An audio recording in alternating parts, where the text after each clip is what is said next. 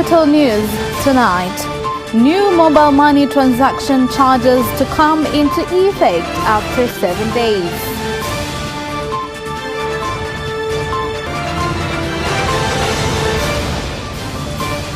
The High Court of Tanzania says it has jurisdiction to hear Chadema party leader Freeman Mbowe's terrorism case.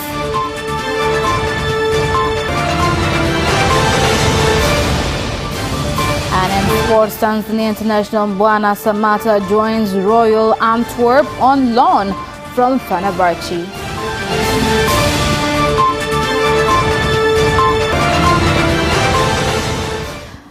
Good evening. This is Capital News at 9:30. My name is Khadija Zimbwe. First, the national news. The Minister of Finance and Planning, Dr. Mwigulu Nchemba, has said the 30% reduction on mobile money transactions fees will start after 7 days.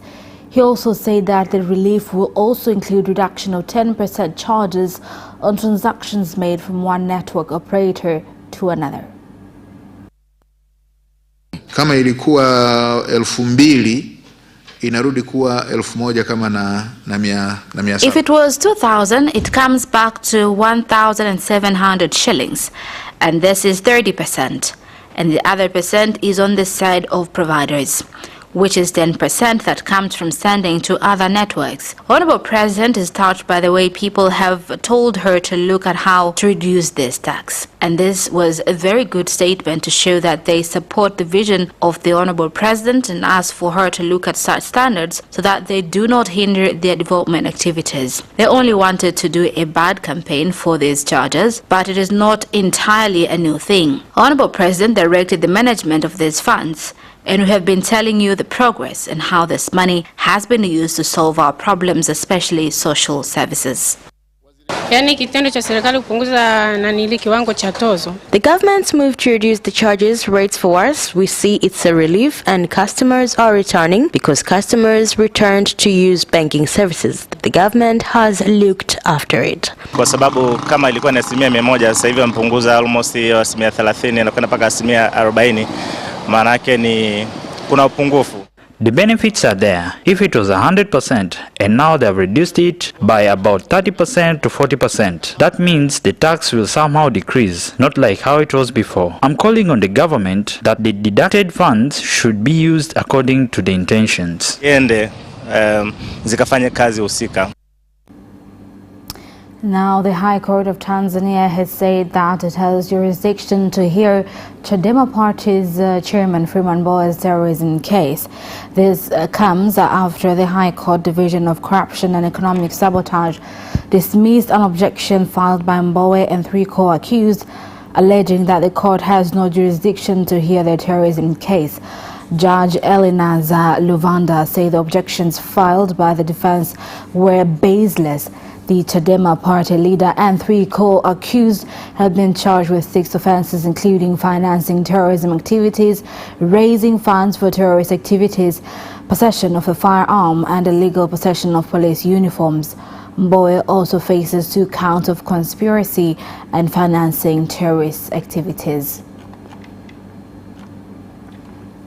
Moving on, Tanzania Higher Education Students Loan Board has officially closed the loan application exercise for students enrolling at higher learning institutions in the 2020-2021 academic year, where out of 91,445 applicants, 12,250 have failed to submit required documents to qualify. Kwa hiyo hawa 91 hawa miongoni mwao sasa hatua. The next step is verification. We look at the information, and among them, they will be processed to look at their credit needs. Asking is one thing and being in need is another thing. We look at those who applied right and those who are really in need. Student who submit his forms and does not complete or follow the instructions he was told, then we will not be able to complete his request. Ni kitu cha aibu.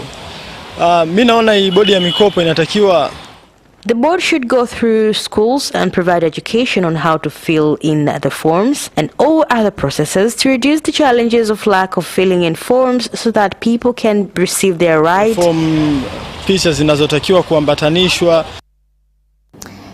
The Chief Executive Officer of the Dar es Salaam Stock Exchange, DSE, Moremi Marwa, has commended IPP media houses for their contribution in educating the public on development of the capital and securities market. He made the remarks after a tour of IPP media houses in Mikocheni, Dar es Salaam. So our relationship has been here for long. We being the content provider sometimes, so we engage with the IPP media and the other media houses on the objective of sharing what the stock exchange does, what it can do, where we are, the status of our stock exchange, but also the size, the opportunities which are provided by the exchange. And so our engagement with the public is through media houses. And IPP has been one of the key partner and media house that we have been engaging with in trying to educate the public and providing the financial literacy to our people. And so much as we are doing this, we thought it's good that we also get to understand what it entails for this information to go out there and be. Meanwhile, the CEO of Dar es Salaam Stock Exchange also said cooperation between the stock exchange and IPP media houses should be sustainable for the benefit of the nation and Tanzanians. One of the best mechanisms for us to be able to do that is to use the media, and hence the good working relationship with the media houses. IPP specifically has been very instrumental to our progress and what we do as the exchange to help the public get the information, and this public including even our policymakers and leaders in the private sector, leaders in the public sector, but also the investing public, being retail or institutional, domestic or foreign. These are all stakeholders to the national exchange. Councillors from Matai Division, Kalambo District, Rukwa region have demonstrated at the International Cereals Market and blocked traders with lorries from Sumbawanga and Nkasi districts from selling maize at the market and demanded the National Food Reserve Agency to increase the amount of maize being sold by small farmers at the agency. Madiwani wote tumeungana pamoja kuzizuia gari zote, fuso zote zinazotoka nje ya wilaya. Councillors have all joined to provide this support. We have prevented all vehicles from outside this district. Citizens who bring products here are told to return with their products, and at the same time there are vehicles offloading loads night and daytime. Kitu kama kata ya Mateo imepewa tani gunia 750.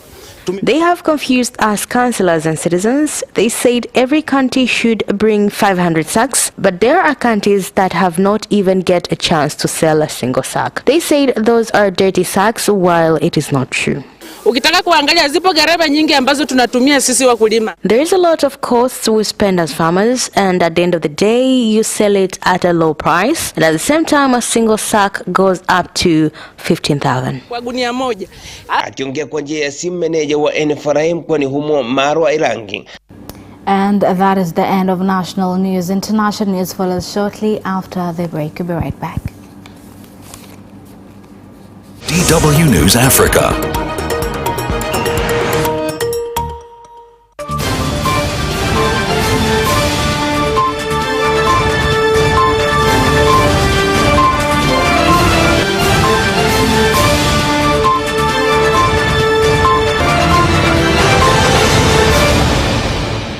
Welcome back, and in international news.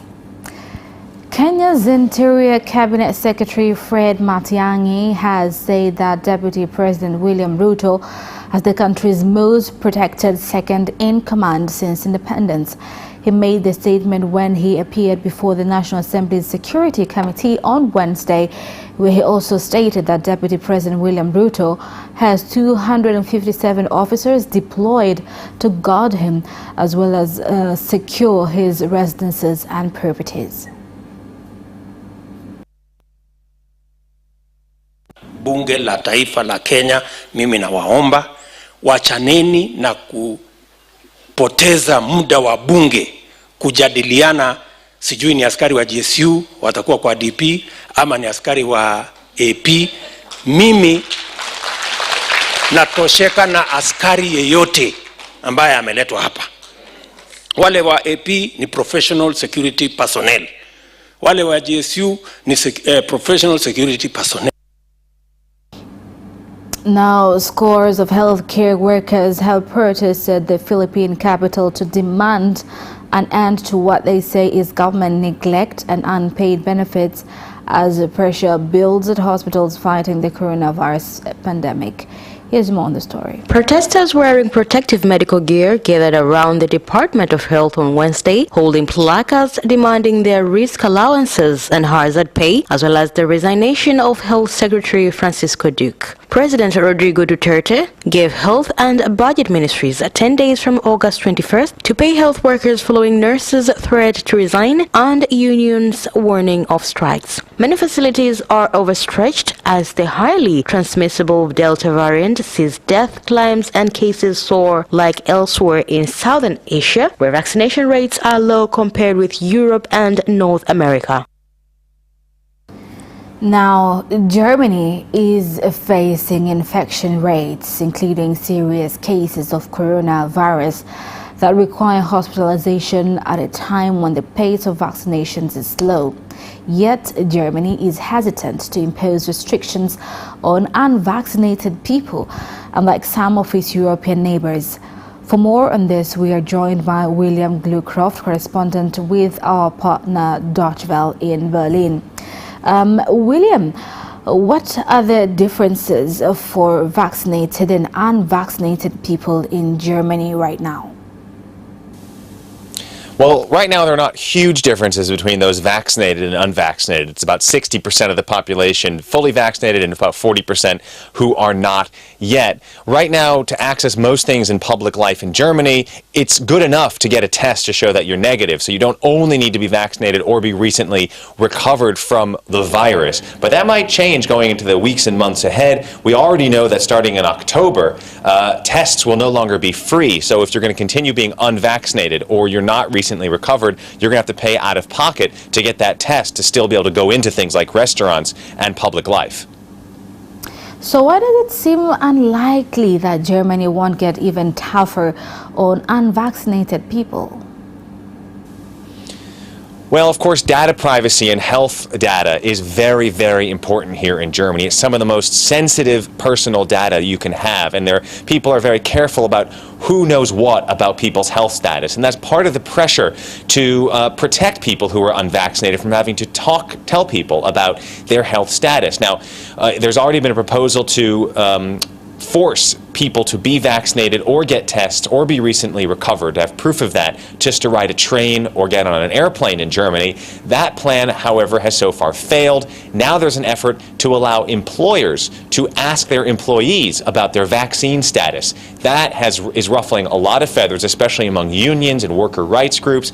But most or many German officials are saying it is possible, although there, again, is strong protections of data privacy when it comes to health data, there are legal ways to essentially force employees to tell their employers if they are vaccinated or not. And that's currently the debate, just how much offices and workers will have to tell people about their vaccine status to be able to go to work. Okay, so how are health officials trying to promote vaccination among those who still have not gotten a jab? Well, in addition to some of the sticks we're seeing, some of these rules that are being threatened, especially the idea that tests are no longer going to be free starting in October, there's also carrots. Maybe one of the biggest ones is just this week in Berlin, there was what was called the Impfzug, the vaccination train. There's a commuter rail that runs around Berlin, and there was a special train put into operation that exactly like a normal commuter rail, went around the city and people could get on and off at the stops. And in that train there were doctors and nurses who were giving vaccinations without appointments. You could just step on and get them, and it seemed to be quite effective. Many people took this opportunity, and there are other kinds of gimmicks out there, you could say, to get people vaccinated. There's been a relationship with the club scene here in Berlin, for example, to get especially younger people vaccinated. Many young people feel hesitant to get vaccines. They feel safe, but if they want to go back clubbing, they might have to get a vaccine, and that's another way, for example, that they've been trying to encourage people to get vaccinated. All right, thank you so much, William, for those updates. And that is the end of International News. Business News follows next. Tune in to Business Edition and meet business leaders and experts who keep you informed on business and economic developments taking place in the country, such as tourism, construction, energy, transport, mining, agriculture, communication, banking, real estate, and more. Business Edition on Friday at 8:15 p.m. only on Capital Television.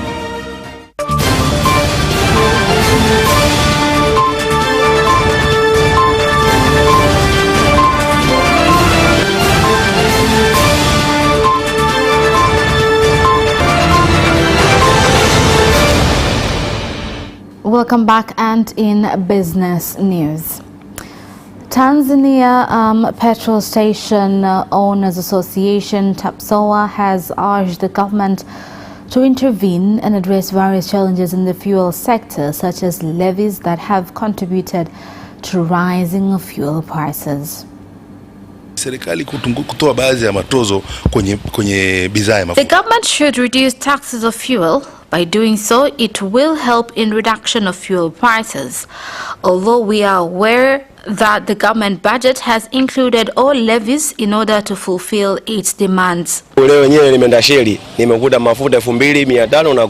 Today, prices have reached 2,510 shillings. A trip from here to Magomeni was 2,000 shillings. How can people afford 4,000 shillings for such a trip? 510 ni changamoto kwa sababu abiria ukimwambia kwamba bwana mimi napanisha bei kutokana na mafuta yamepanda, hakuelewi.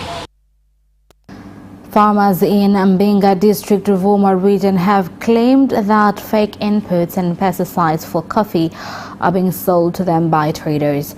They called on the government to intervene and address the situation, as it has caused them to incur heavy losses.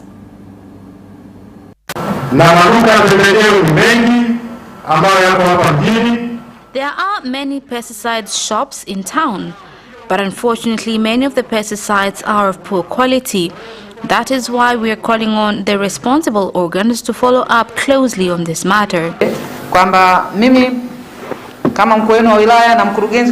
The district commissioner, together with my team, we shall visit those alleged shops where we shall deal with the perpetrators accordingly. I am taking this opportunity to call on pesticide traders to sell good quality products. In putting emphasis on this matter, we shall bring experts to inspect quality of pesticides in shops. Tanzania Chamber of Commerce, Industry and Agriculture, TCCIA, has urged the government in Mwanza region to allocate areas for small entrepreneurs so that they can conduct their activities in conducive environments.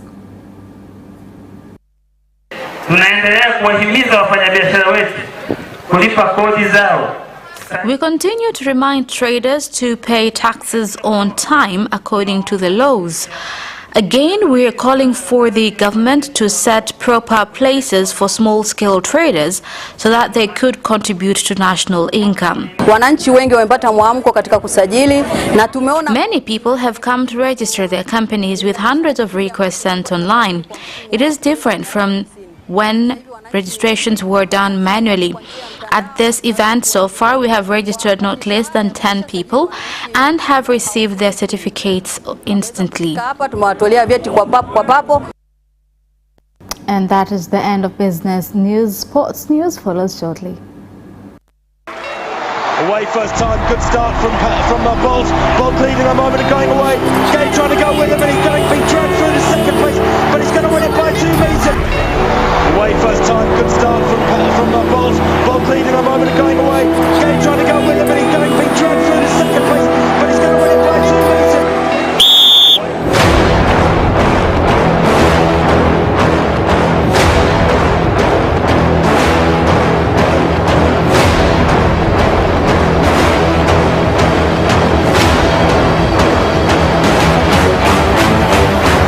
Opposition, Joaquinho, he did lose to Lent.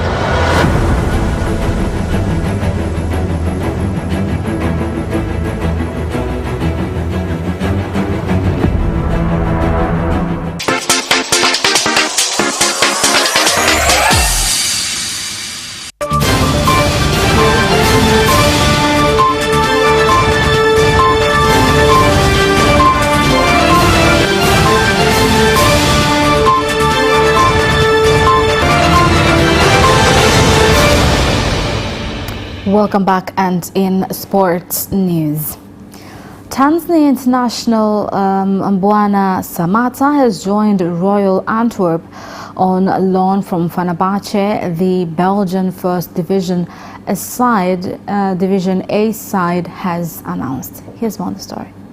Since joining the Turkish Super League outfit from Aston Villa, the African star has struggled in front of goal. In the 2020-21 campaign, he scored just 5 times despite making 27 league appearances. Nonetheless, Mbwana Samata has been shipped to the Bosuil Stadion, Antwerp, where he is expected to rediscover his scoring form under manager Brian Prisk. At the end of 2021-22 season, Samata is expected to return to Sukru Sarakoglu Stadium, as he would hope to see off his contract until the summer of 2024.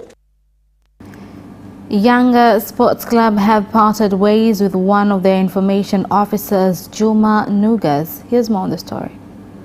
Released a statement stating that they have decided not to renew Nugas' contract without explaining why.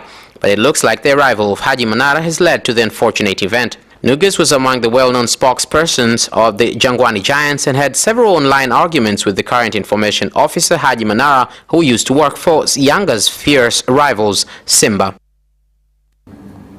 And Antoine Griezmann has made a shock return to Atletico Madrid after the Rojiblancos completed a season-long loan move for the Barcelona forward with a mandatory of 40 million euros option to buy.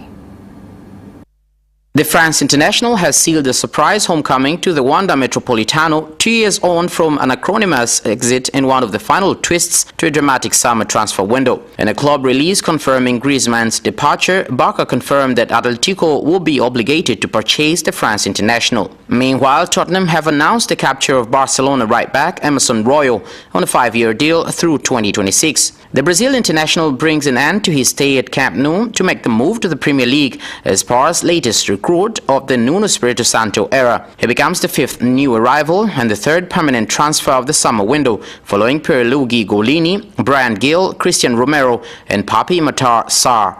Elsewhere, Leeds United have confirmed the arrival of Daniel James on a permanent transfer from Manchester United, over 2.5 years on from his aborted arrival at Elland Road. The Wales international has joined the Whites for a reported £25 million fee on a 5-year deal that runs through 2026 in West Yorkshire. The 23-year-old infamously saw a move from Swansea City to Leeds collapse at the last hour of the January transfer window in 2019 and subsequently signed for the Red Devils that summer. Arsenal right-back Hector Bellerin has joined the La Liga outfit Real Betis on a season-long loan, the club has confirmed. The Ghana's stalwart, who has been with the club for a decade since his youth days as a teenager, returns to play in his home country at club level for the first time in his career. A 3-time FA Cup winner with Mikel Arteta's side, the 26-year-old will now swap London for Sevilla and arrives at Estadio Benito Villamarin on a temporary deal with no option to buy. Barcelona have confirmed the signing of Luc de Jong in a loan switch from Sevilla with an option to make the move permanent next June. The 31-year-old joins up with the Blaugrana after spending the 2 seasons with Sevilla, where he failed to find his best scoring form. De Jong will provide cover at forward, where Barca have been lacking for options after the departures of Lionel Messi to Paris Saint-Germain and Antoine Griezmann back to Atletico Madrid. The day also saw Chelsea sign Saúl Ñíguez on a season-long loan from Atletico Madrid with a £30 million option to buy. The Blues have brought the 26-year-old to Stamford Bridge after a turbulent and protracted day of talks that saw the deal described as dead and then subsequently revived. In fact, Thomas Tuchel's side left it so late they only completed the deal sheet for the Spain international with 2 minutes to go before the transfer deadline. And that sports item ends on News Bulletin for tonight. My name is Khadija Zimba. Thank you for watching and good night.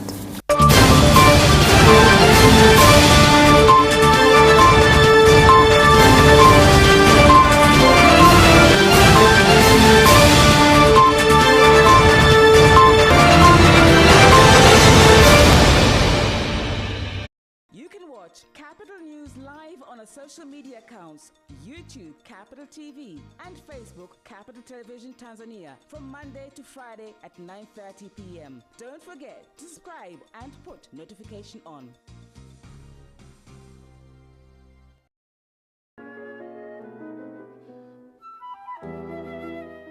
Jinsi ya kujikinga na korona. Epuka kugusa macho, pua au mdomo. Zingatia nyakati muhimu za kunawa mikono baada ya kutoka chooni, kabla ya kula au kumlisha mtoto, baada ya kumsafisha mtoto aliyejisaidia, kabla ya kuandaa chakula, baada ya kukohoa au kupiga chafya, baada ya kumhudumia mgonjwa, baada ya kutoka kwenye mizunguko ya siku au kukutana na watu mbalimbali. Kwa maelezo na ushauri, piga simu namba 199 bure.